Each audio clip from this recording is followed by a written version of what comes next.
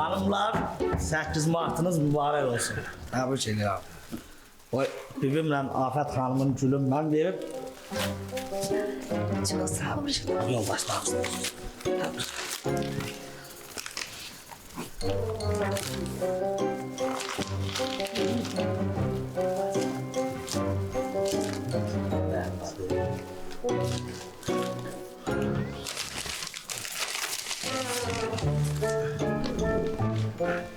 Ya şu məftillə bağlıqları ehtiyatla.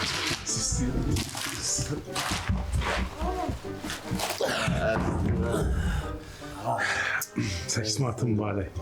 Güzel. Orada kağıt var. Onu verin bana. Verin bana. Ne var? Bir kağız düşün. Şimdi ne yazmışsınız? Kime yazmışsınız? Kime de? Bu 8 Mart'ta sensiz. Ne?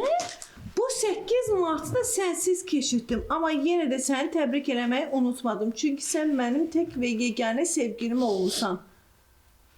Bir gün göylerde görüşerik.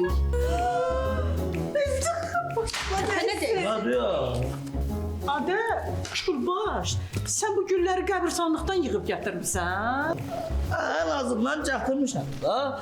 Alırsan vay, almırsan vay, gətirirsən vay, gətirmirsən vay. Niyyətdir də əsas. Sağ bibi koyma. Bibi koyma. Bibi koyma. Değmez. Bibi koyma. Bibi.